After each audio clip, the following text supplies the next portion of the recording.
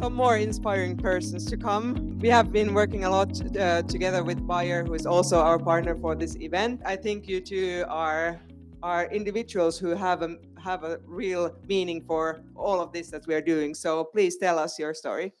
Thank you very much.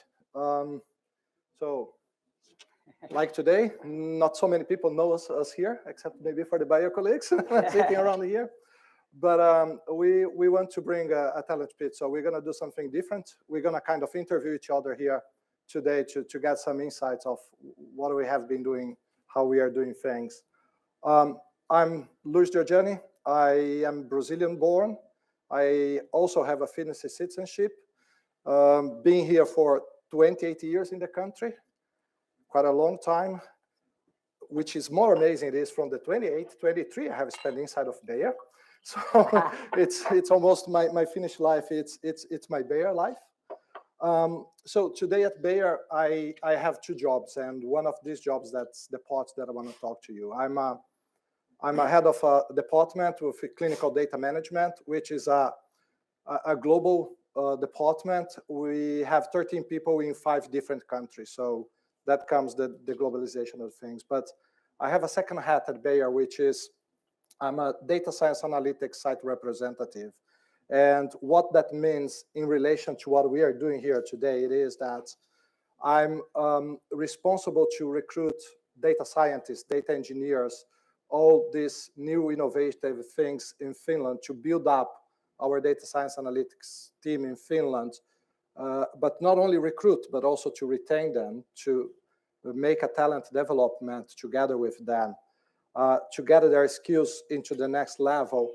And by that, and by doing that in Finland, we are seeing as well that we are leveraging our Finnish ecosystem to a global R&D in Bayer world, and as well as outside of Bayer with the different projects that we are doing here. Another thing that we are also proud of is that COVID hit us, and we did not know what that means. But actually, it's for Bayer, for us, it has turned in a quite very good story in that sense. We moved from 6 person in the beginning of the COVID to a 25 people today. So recruiting COVID was not an easy thing. So if there was that video of hunting the guy, put a COVID over there and try to hunt that person. Yeah? It's not an easy thing. Yeah? So that's what we want to share with you. Well, we'll not share it with you. I have my colleague Prson, which has been in Bayer for a while, so he can introduce himself as well. Thanks, Luiz. Good afternoon, everyone. Yeah. So my name is Prson Gautam. So I am a study manager in Bayer. So basically, I am a project manager overseeing the global oncology clinical trials. So just to give a flavor about the globalness, so one of the trials that I am overseeing, we conduct a study in 301 study centers in 23 countries across 5 continents. So that's global how it is. And about my background, so I'm originally from Nepal, and I have been living in Finland for almost 12 years now. My background, by education, I'm a biotechnologist. So I did my bachelor's and master's degree in biotechnology. And I would say by training, I'm a cancer biologist. I did my PhD and a postdoctoral work in cancer precision medicine. So I spent 10 years in research in academia. And now professionally, I'm a project manager. So that's about my background. And let's come back to the theme of today, with the competition talent. So yeah, I will start with the question to Luiz, actually. As you say, like you have been recruiting and your job is to recruit. So what do you think there, what is the benefit of recruiting foreign talents? Thanks. It's I think a lot of the benefits I was being told here today, a lot of different people. There was really, I was making notes myself, and then I make mental notes as well, because a lot of things that we've been talking. And one of the major things that we talk, it's about diversity, how bring diversity. And I like in one of the slides that we had there about diversity, which is that it's not that you create a diversity in terms of gender or something, but it's about the person, yeah, the person that comes behind that. They bring knowledge, yeah, they bring that cultural background, they bring their experience, could be from university or could be from previous job, yeah. And when you blend that together, that provides you an environment that can put your organization to think out from the box, to create in a dynamic way things that we did not have before, things that we did not thought before. Also, what we have seen a little bit as well, it is the fact that bring people, international people in this, and I see myself as well, that there is a cultural background that things are not solved to you. You have to fight to find the solution. And when these people try to find the solution, you always are bring add values, you are bring new ideas, and this can really lead you to new innovative things and so on. And I think we have been pretty successful on that into having this. But it's one of the things that we do, so that we think it's the benefit to bring that together. So if we continue this, I mean, you have been, you actually mentioned in your talk today, you came from Nepal through Sweden to Finland, did a master, did a PhD. There is a lot of baggage here. But how you felt from your own experience, like, you know, when you apply for the job? We have the graceful presentation today about that, but can you share a little bit that experience as well, how you did and how you felt about it?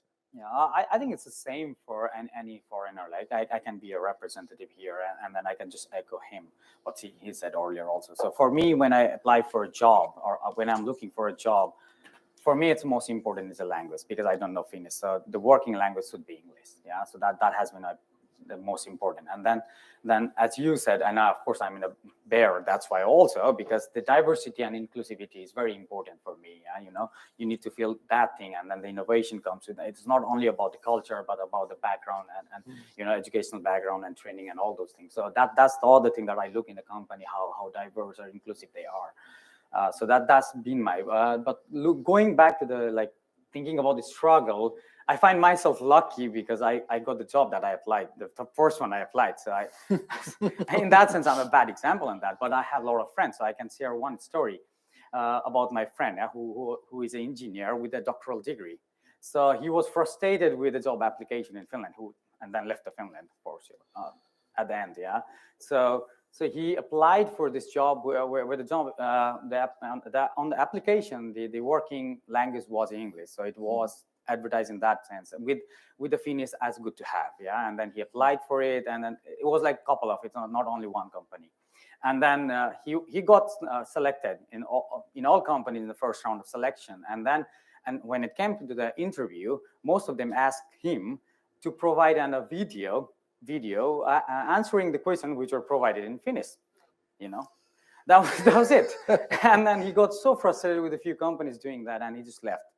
Yeah, so that's been like, that's one of the example that we struggle as international students. And coming back from the academic background, I want to put a little bit things there also. But since I see that there's a huge gap in information or communication, that academicians or PhDs, or people with a PhD degree, are not welcome in the company unless it's a research. Yeah, so they don't see, like, we don't see, like me saying as a PhD, an academician, I don't see like the companies do value my job potential beyond my research or my expertise in what I was doing. Yeah, so that's a huge gap that I see. And then I think companies and in universities should work together to bring this gap down and educate and inspire the academicians that they can do much more than their focused research.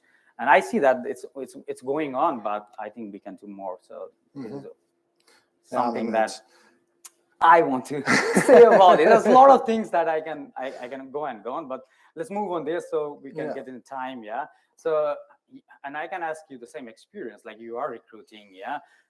So much. And so what do you look in the candidate? So as I said, like, I'm struggling, but you should be also struggling. And then what do you really look in the candidate so that? I mean, the really video from Marcus was really good. I mean, that tells quite a lot. But I think, I mean, we need to understand the environment that I am in Bayer and how we come with that. And so if we are talking about data scientists, data engineer, high talents around the IT area, our Finnish universities are being able to produce this. So if you stick from Aalto here, Helsinki University, Jyväskylä, and so on, they are creating this, but the market is furious. It's amazing. There is not enough people that the university can bring that we can share this. So we are in a fight for the better candidates. Another situation that we found when we are doing the recruit, how find this, it is that we are in the health area. Yeah? So we work with health data. And the university programs in Finland, they have some, but they don't have so much towards to the health data. Yeah. So by saying that, we need to broaden our scope. So we need to go outside from Finland that we can do this. We are fortunately that we are a global company, so we don't actually speak Finnish in the office. We speak English, so makes it easy to have person to have things. I had learned Finnish, but still I don't use so much in the work. I mean, we do quite work in English. So the broader that we can bring as candidates and talent, it is doing that. But we need to do, because we don't distinguish anything about. We don't just do the normal thing. We just don't look the origin of the country. We don't look different nationalities. We don't do. We just do the normal. We put the job out there. We look, and then we try to fulfill in terms what we need as things. We also know that we have to cope with universe. We need to training a lot. So when we get a new talent, it's not that very difficult to plug and play and start to work, but we need to definitely work with them and create an onboard program that bring us to that, so that we can do it. So you have been. It's exactly the same question we have for him before. So you have been here for a while now. So how can we keep you? I mean, you had questions around that. I think we have some hints. How can we keep you here? Yeah. But what keeps you in Finland? How do you want to retain me here? Yeah, so I have already 12 years, so sort of retention is already there. But yeah, for now I'm happy. But the thing is, like, I have higher aspiration for my career. Yeah, and when I look at the moment, when I look at it, there are very limited opportunities. And the other thing is, like, I will never be a Finnish citizen without the language, even though I've been a taxpayer for more than 10 years now. Moreover, also my wife is academician, so it's utmost important. So she's doing PhD now, so it's utmost important that she gets the job she desires. So yeah, so I would say for now, if the environment is favorable and our needs are fulfilled, it's more likely that we'll stay. But it's still fluid, I would say. Yeah, and then yeah, so I think everybody, like Finland or at least the companies in Finland, should understand that the talents nowadays are competing in the global market, and so for a candidate, there are a lot of various aspects that we consider before deciding where we settle or we really live, for long, and then like really retain. So yeah, that's something. There are various aspects. So it's same for me. Like it depends, like my family, everything, my wife's job, my career path, her career path, so many things. Yeah, so I cannot say exactly if I will be retained, but it's more likely because I'm already living here for 12 years. Yeah. It does helps a lot, but I understood that what you mentioned before, the family integration is something important as well for you, because I understood from the question as well that plays a role as well in the whole thing. Good. We have this little sketch together, but we would like to give you guys some key message to leave with it. Prson has some ones that he wants to give. I will give one. I divide mine one in two sessions, which one is for governmental kind of things, and the other one is for the companies present here as well. So maybe if I have to give, it will be a little bit of reputation anyway. Yeah. So I will talk as a representative of international employees. So what I want to tell is that we are very used to, or we are used to take challenges, which is very obvious, because we came out of comfort zone. We left our country, we left our families. So we left our comfort zone because we have a high aspiration to achieve something in our life, and we know that that's only possible with high dedication and hard work. Yeah. So yeah. So and I believe, and I am very confident, and that we can only drive positive growth for any industry or country. But there is one catch, that since we are international and we are coming, we are looking the global market very closely, and given the better opportunity, we are very flexible to move. So yeah, the Finland, or the companies in Finland should really think on or work on the strategies how to retain us. Yeah, that would be my key message. Good. So from my side though, so to the decision makers, I think a lot of what I'm going to say was said during the day, quite a lot here. But we are in the health business. We work with that, and what we note as well in a recent research from the pharma industry of Finland, it is that Finland needs to grow or to update their growth strategy for the health research and innovation. It was a very up end in 2014 when it came about. Now it's a little bit out to date. You see Sweden, Belgium, other countries passing Finland in this area. So Finland that definitely needs to update it, how they want to do this, because I think by doing that, you can also attract talent. So talents will come to you through that things. I think, and Peter alluded to that they try together with the government to work together to bring students to and he went even beyond what I had in my mind with high schools. But there is a need from the governments to work together to get more these talents into Finland and to bring them here.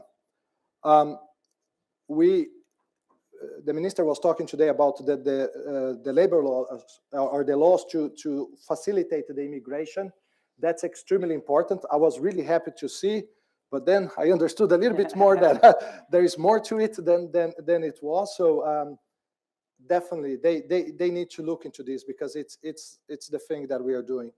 And one thing I think Marcus talked about it is that we are in COVID, and in COVID we learn that we can work from home, the new way of working and how we're doing.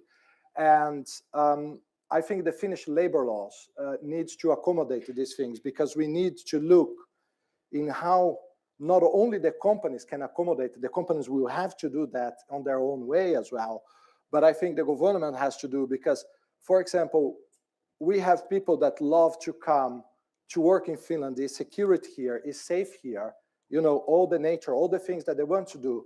But nevertheless, they ask for the opportunity. Can I work 2 months out from my country home? Then comes the whole bureaucratic around laws and security and a lot of things. So we need to look a little bit towards to that. To the companies itself, be bold.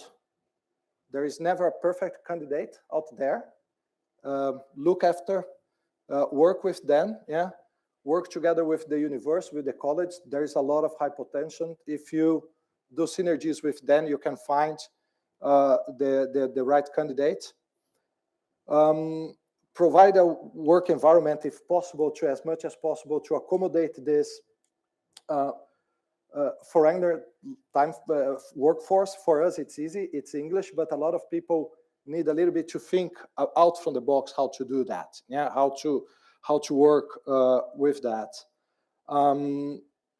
One thing that we are talking a little bit inside the Bay as well, or we should actually talk even more inside the Bay, it is about the onboarding. We have the onboarding. This is how you do your job. This is how you do. But I think we have to take the onboarding to the next level in how to integrate this task force into the society, into the ways of work in Finland and so on. So how to do this, And one test that we have done as well, corporates has job description. This is your job descriptions, do how you do. But when you work with talent, you have to go away that and say, okay, write your own job descriptions. And we had done with certain people. So go there, write your own job description. What do you want to do that we can retain the talent in the company? So I think by doing this, by having diversity and trying to do all these things, the retention of your investment in your way of keeping the employees would be much more do that, and we will have a better grow and develop even better Finland. That was our 2 cents of the things here. Thank you. Thank you. Thank you so much, you two.